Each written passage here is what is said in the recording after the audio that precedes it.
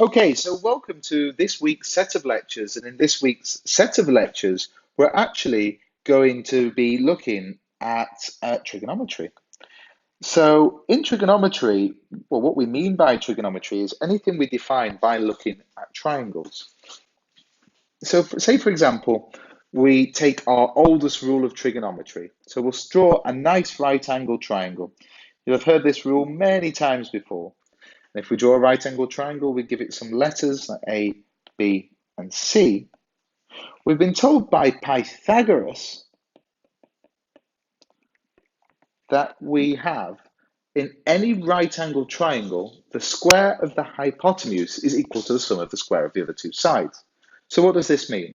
Well, we know in any triangle, the longest side, just by visual looking at it, is the hypotenuse here. So we can work out from A to B, so the square of the hypotenuse is equal to the square of the other two sides. So that would be AC squared plus, so the sum, CB squared. Okay, so perhaps we just try that with some numbers. We'll call this 3, we'll call this 4. And what we can say is that if we know that AB squared equals AC, which is 3 squared, plus CB squared, which equals 4 squared, we can say that AB squared more tidily equals 3 squared, which is 9, plus 4 squared, which is 16. And we look here, that equals 25. Therefore, AB would have to equal the square root of 25, which equals 5. So our answer for our triangle is the hypotenuse, the longest side, is equal 5. So, okay, that's quite a simple example. But you will have also been shown another rule. So perhaps you have something where you've got one side and one angle. That's all you have in this triangle and you're trying to solve it. So we know this from a set of songs or rules or rhymes you'll have been told, which is SOH CAH TOA. But what does this mean? Okay, so we'll start with drawing a triangle and we'll begin to explain what these mean. So we draw a nice right angle triangle. These rules only work for right angle triangles. Stick our little right angle here. So I've just told you that the hypotenuse always has to be this one. So if we expand out these rules to what we've been shown previously, we know that the sine equals the opposite over the adjacent. The cosine, oops, I'll just put not cosine, I'm not confuse you, oops, let's not confuse it. The cosine is equal the adjacent over the hypotenuse, and the tan angle is the opposite over the adjacent. Okay, right, so what does this mean from a triangle? So say we have a triangle here and we know what this degrees is, or this angle, we're going to call that theta. So what we can say is, well, the opposite of this angle is here, and the adjacent is the angle which sits through the 90 degrees. So what does this actually mean? Well, I'll explain it actually using some plots here. So if I was to draw a plot like this, and I'll put, well, that's going to be a -1, and that's going to be a +1. So if I was to draw a plot of sine x, would start by putting a few places where it crosses the axis, maybe here and here. And this would be 180 degrees and 360 degrees, 245. So a sine x would look something like this, okay?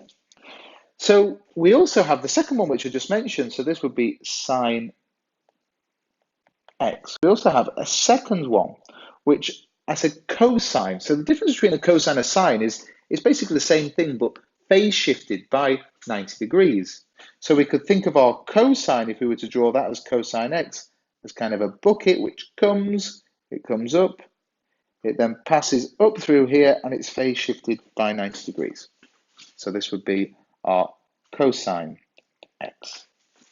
So if we just think about these two relationships at the moment, I've told you that they're shifted by 90 degrees. And if we notice where these cross, they cross here at 45 degrees. But what does that mean? So for example, if we take a right angle triangle like this, we know that all the angles in a triangle have to add up to 180. Therefore, we have two other angles. Maybe we'll call this theta and we'll call this beta. And what we're going to say is, well, we know that this angle equals 90. So we know all the angles add up to 180. We can show the proof of that. So 180 equals 90 plus theta plus beta. Okay, so that means that theta plus beta have to equal 90. Okay, so that kind of makes sense. So we actually have a relationship here.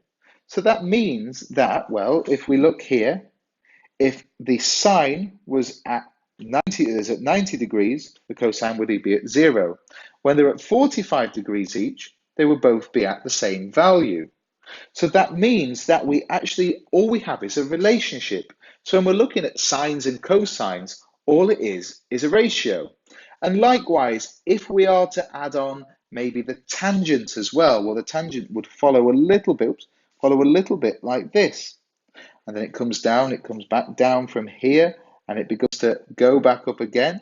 So the tangent, again, is just a relationship. And we're just looking at these points in which they cross each other. And from these plots, you can actually work out how the angles relate.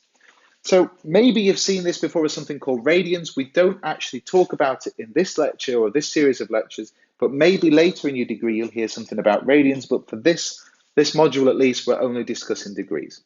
So let's give this an example. So in the book, we have an example which says that given sine 3 over 5, sine A equals 3 over 5, sine A equals 3 over 5, find cos A and tan A. So this might not be like a question you've seen before. So what we can do is we can begin to sketch this out to help us out. So let's sketch any right angle triangle here. So here's our right angle triangle. So first of all, we can say that this is our hypotenuse. That's our right angle. So I'm going to put any angle, and we're going to call that A, because we're looking for tan A, cos A, so we've got sine A. So we can just start to label these up, that this would be the opposite, and this would then be the adjacent, okay?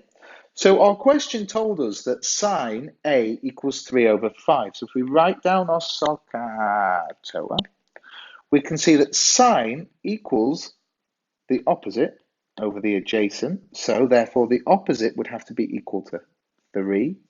And the opposite over hypotenuse,